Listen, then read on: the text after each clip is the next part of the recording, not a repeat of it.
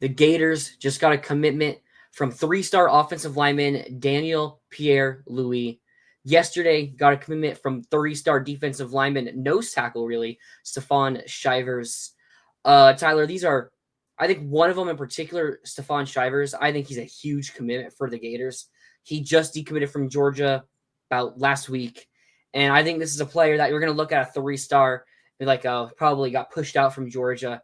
Now, this is someone Georgia actually did want.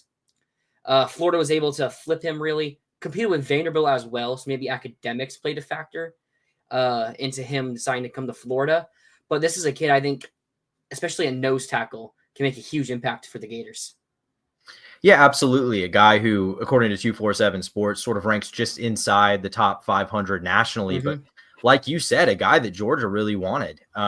And, you know, Napier pulls off the flip. Was about, I think, 10 days ago that he decommitted from Georgia. So, yeah, I mean, I think it's just another sign of the momentum that this staff has. I mean, the Scott Strickland announcement clearly made a bit of a difference there, getting guys to kind of, you know, turn their attention back to the Gators. And we saw that with Shivers.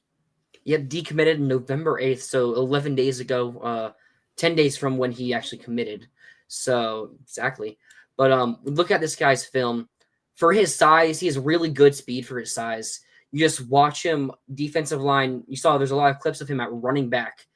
His huddle tape has actually a ton of views, and I think it's because of that running play where he just broke off. He has great speed. You just watch him bully the kids that he's playing. Someone that I think definitely needs to develop like some actual moves because you're just seeing him use his size, which this guy, he's one of the strongest high school kids I've ever seen.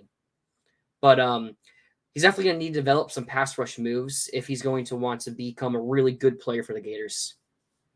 Yeah, but, you know, a guy that I would say kind of fits the Napier mold of the guys that he looks for along the lines of scrimmage, just with that frame. I mean, 6'4.5", 365 in high school. My goodness.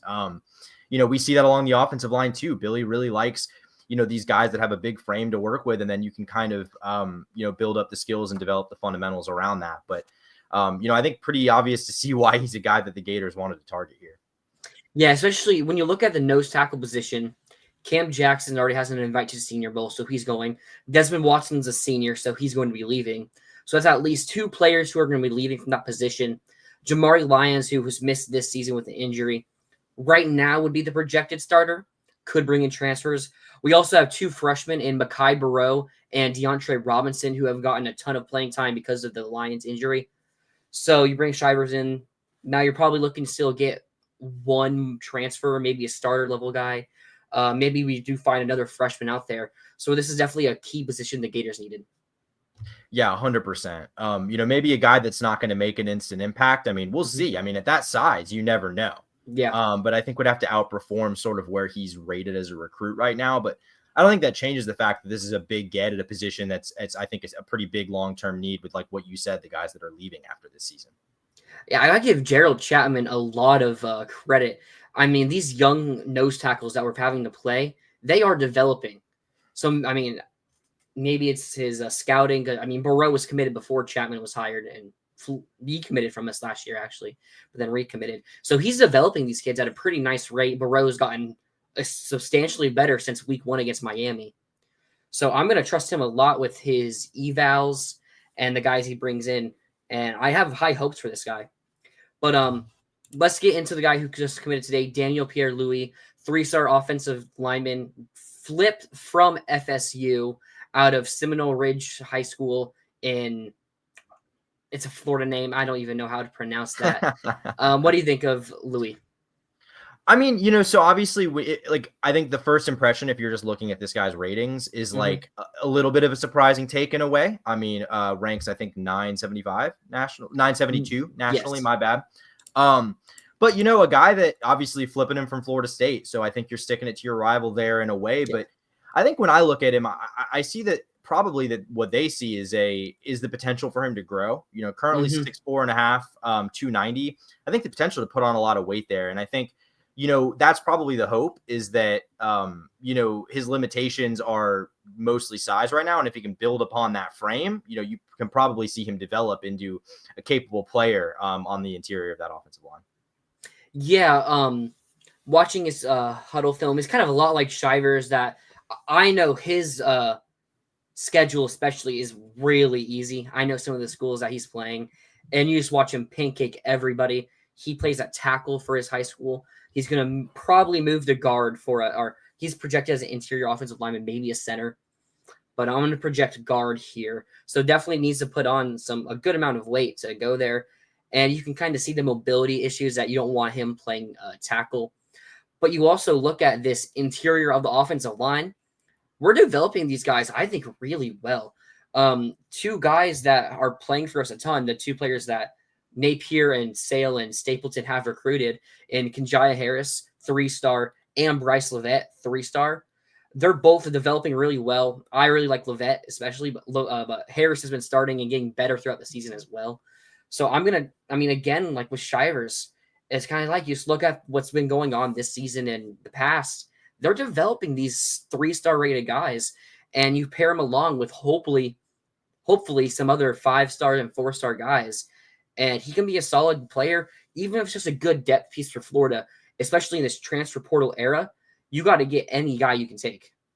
Yeah, absolutely. And like, would you love to ultimately land a guy at the position like Solomon Thomas? Absolutely, you would. But I think, like you said, when you see the way that this staff has been able to develop these 3-star guys that are playing early in their career, I think you've got to at least give them some benefit of the doubt when it comes to takes like these. Another thing that I would point out here, he's teammates with Ty Jackson, a linebacker, USC commit that the Gators have been in the mix for, sort of pushing to flip. So we'll see if that potentially makes any impact there. But no, I think, more of a project player for sure. But, I think we're seeing guys that we thought were project players make early impacts on this team, like you mentioned with Bryce Levette and Kinjaya Harris.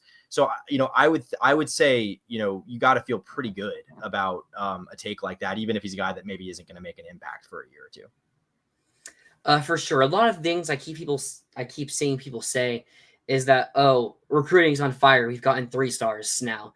Like, guys, I think you got to take a step back and kind of just wait. The 5-star players or high 4-star players you want, like a Dice, a Thomas, a French, Myron Charles from Texas, I'm starting to hear a lot of buzz about too.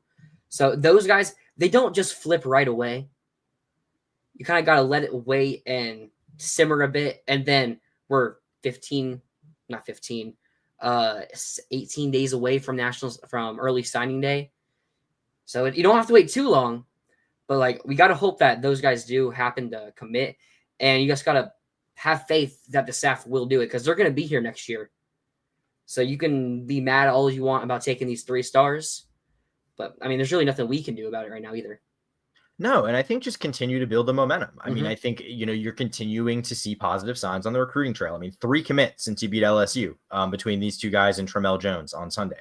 So you're seeing some progress made there. And now you have the opportunity to go earn a top 10 win at home against Ole Miss. Like, I'm not saying that Florida's going to end up signing Solomon Thomas and Jamie French. Like, those guys might stick with their original commitments. But, yeah, I think you're right. Like, just give it some time, see what happens, because I think it's more of a, walk before you can run thing. Like, these are the guys that we knew were going to fall first.